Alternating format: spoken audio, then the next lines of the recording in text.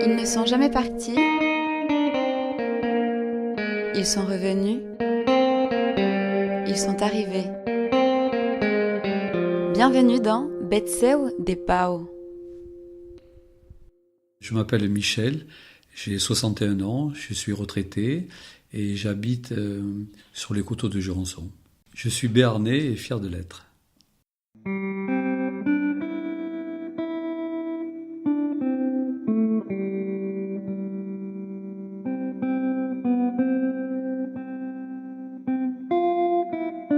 J'ai habité Sauvagnon à partir de l'âge de 7 ans, je crois.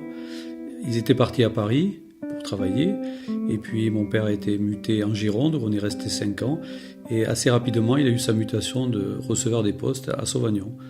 Donc c'est là où suite à cette enfance jusqu'à l'adolescence à Sauvagnon, que je me sens béarnais. La vie dans ce village, c'est très particulier. Quand on passe une enfance dans un village, on est très très libre. On avait des vélos, on passait notre temps sur les vélos pendant les vacances. Nos parents nous laissaient aller pêcher, faire des tours en vélo. On rentrait que pour Zorro. Le jeudi après-midi, ça passait à la télé vers 4h30, et puis après, une fois Zorro terminé, on repartait avec les vélos, faire des cabanes, enfin une enfance qui n'est pas la même en ville, j'en suis sûr. À Sauvagnon, donc, il y avait le curé, là, l'abbé Granger, qui était un grand félibre, grand fan de l'Occitanie, qui avait traduit la messe en occitan. Et je me souviens avoir été enfant de chœur, habillé en béarnais. La télévision était là, parce que c'est la première fois que se faisait une messe de minuit en béarnais. Et puis on allait souvent à Lourdes, à des rassemblements d'Occitanie. Donc là, quand même, il y avait un attachement fort au Béarn. Un autre attachement fort en Béarn, c'est arrivé quand nous sommes partis avec mes amis Christian et Gérard en Thaïlande. On est parti dans le nord de la Thaïlande, on devait avoir 22-23 ans, et avec aller voir les Bétaramites, les pères de Bétaram. Donc avant d'y aller, on était passé par Bétaram, on leur avait demandé s'il fallait amener quelque chose là-bas, Chiang Mai. Ils nous ont donné des chapelets, là. On avait les bagages pleins de chapelets dans nos sacs à dos. Et donc on est arrivé à Chiang Mai, et puis ensuite avec le curé, là, le père Lanus de Bournos, on est allé complètement dans la forêt, là, dans des villages qu'avait fait le père Séguinotte, et puis un autre dont j'ai oublié le nom. C'était le 14 juillet, je m'en souviendrai toujours, toute ma vie. En pleine brousse, donc ils ont changé les piles de l'électrophone pour écouter justement le Île des putes de Jean-Claude Coudouille, et puis pour écouter Nadao, je crois, et la Marseillaise. On s'est levé dans la brousse. On mangeait ce jour-là du poulet, des frites. Ils étaient contents de trouver des jeunes béarnais qui venaient les voir si loin. C'est un très très grand souvenir pour nous trois. Ce n'est que l'année, un peu après 20 ans, que je suis arrivé à Paris. C'était beaucoup plus facile d'avoir un travail à Paris, à l'époque, où, par exemple, dans les télécoms, ça recrutait beaucoup, puisqu'il y avait un tel retard dans le téléphone. Il fallait plusieurs mois pour avoir une ligne téléphonique à la maison. Donc, il y avait du boulot si on partait à Paris, oui, ça c'est sûr. J'ai passé un concours, et puis je me suis retrouvé embauché à France Télécom à l'époque.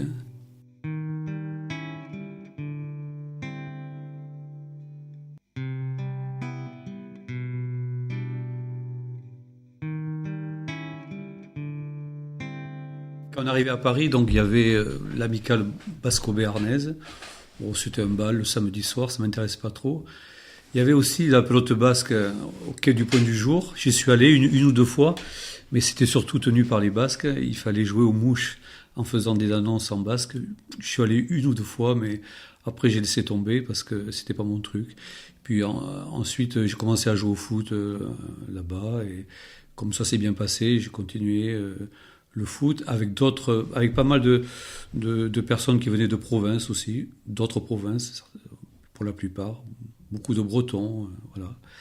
Et puis j'ai pas continué à fréquenter forcément le milieu béarnais sur Paris pendant des années. Depuis 5 ans, oui, il y a une nouvelle association qui s'est créée, qui n'était pas la Garbure, et qui s'appelle les Béarnais de Paris, et j'y suis allé, puis j'ai trouvé ça sympa, parce que c'était très ouvert, c'était deux jeunes filles, jeunes que la Garbure, disons, qui avaient créé ça, et c'est pas mal, ça se veut entretenir les racines béarnaises à Paris, mais c'est très ouvert, c'est super. On y fait des pique-niques, on y fait des soirées, des cantaires où on chante en béarnais. Et puis parfois il y a une conférence sur le Henri IV de Paris ou Bernadotte. On va voir aussi les matchs de rugby de la section ou du handball à Billère ou de l'élan quand ils montent jouer à Paris.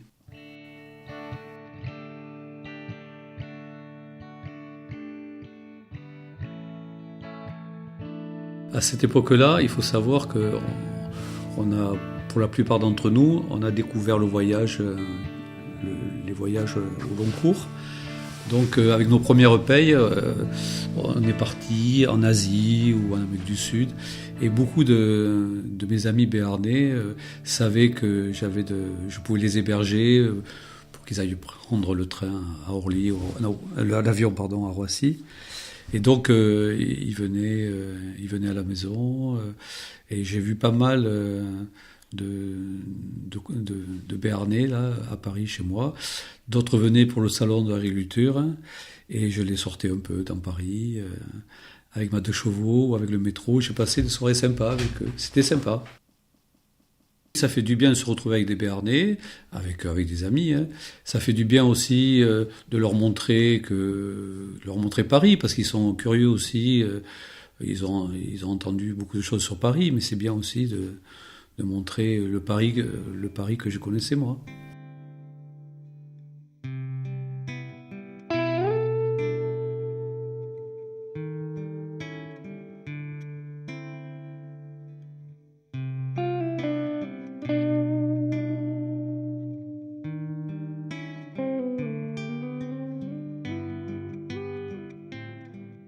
Pour rester en contact avec le Béarn, effectivement, je venais plusieurs fois dans l'année, même quand on avait les enfants. Je pense qu'on venait au moins 2 ou 3 fois dans l'année. Et il y avait aussi, au début, alors je me souviens que mon père m'envoyait tous les lundis le journal L'Éclair, je crois que c'était.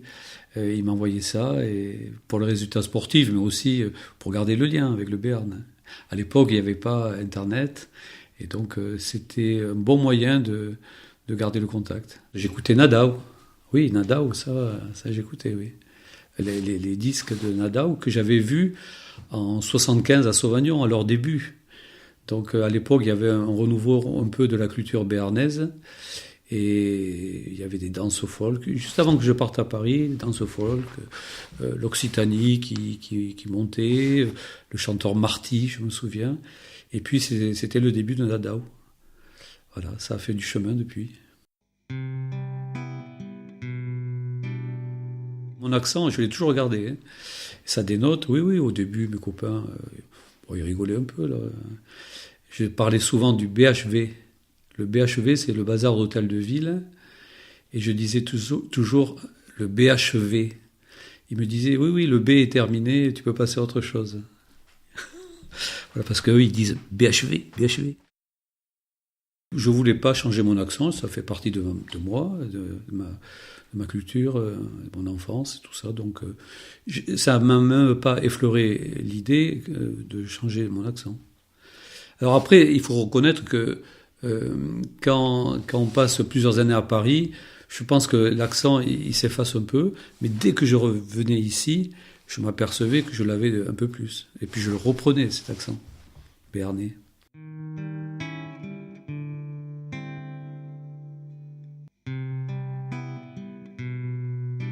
Je suis resté 40 ans à Paris. J'ai rencontré une Parisienne, on a eu des enfants à Paris. Mais j'ai jamais abandonné ma culture béarnaise. régulièrement je venais ici. J'ai jamais perdu le contact avec mes amis de mon adolescence. Et donc, quand à la retraite, je suis revenu en Béarn, ça a été relativement facile pour moi, puisque j'avais toujours entretenu des liens avec mes amis béarnais. Effectivement, j'aurais pu revenir certainement avant. Bon, ça s'est pas fait. Ça aurait pu se faire, mais c'était compliqué de laisser, de couper, de changer de vie à l'époque. C'était un peu plus compliqué. Donc, alors il se trouve quand même que il y a 18 ans, on avait acheté une maison là vers la chapelle de Rousse là. Et donc quand on s'est posé la question de savoir où on allait passer la retraite, ça s'est fait assez naturellement, cette mobilité vers le Béarn, où Rémi, notre fils aîné, nous avait déjà devancé. Donc je pense que c'était assez naturel de venir par ici, de revenir pour moi et de venir pour ma femme.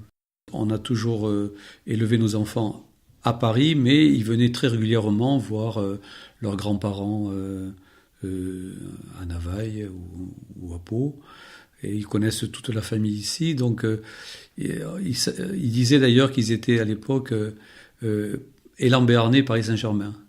Ils étaient très liés à ces deux cultures, la culture béarnaise de leurs grands-parents paternels, et puis Paris, ou Châtillon, là où on habitait.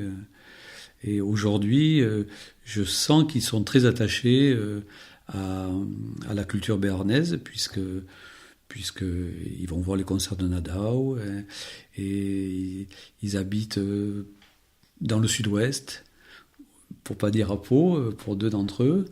Je crois qu'ils aiment la montagne, ils aiment la mer, et puis ils aiment les fêtes ici, enfin bref, tout ce qui fait la culture béarnaise.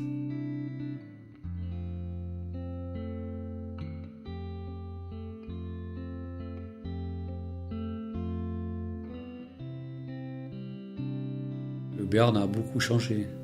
Pau a changé, les amis ont changé. Il y a beaucoup de personnes à Pau qui ne sont pas béarnaises aujourd'hui. Alors là, je crois que c'est peut-être ça qui a changé le plus.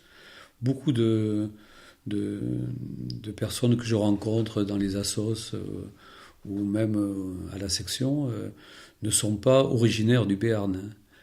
Ils sont venus pour la plupart pour le travail ou pour une qualité de vie en Béarn. Donc ça change beaucoup par rapport à il y a 40 ans. Est-ce que les Béarnais sont accueillants ? Ça, c'est une bonne question. Parce que, je sais pas, je peux pas dire, je sais pas, là je suis un peu réservé. Je pense qu'ils sont très méfiants, en fait. Ils se méfient beaucoup de tout ce qui est nouveau. Mais bon, oui, une fois qu'ils ont créé des liens avec leurs voisins qui ne sont pas forcément béarnais, oui, je pense que ça se passe bien.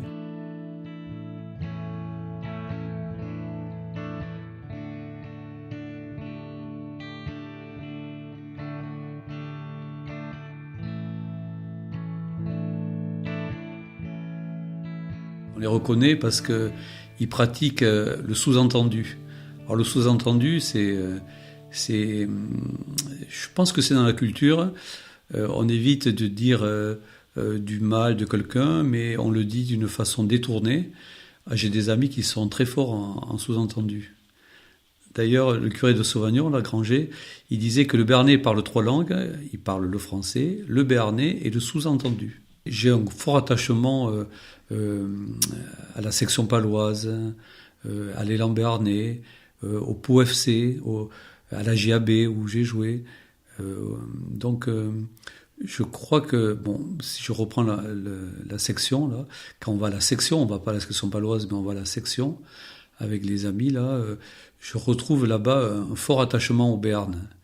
Même si aujourd'hui, il doit y avoir que 2 ou 3 Béarnais, et encore, à part Fumat, je sais pas qui c'est qu'il y a d'autres. Ça parle certainement plus néo-Z ou australien. Mais je ressens malgré tout un attachement au maillot, au pic d'Osso. J'aime bien le chant à l'arrivée des joueurs. Donc il y a quand même une âme au hameau.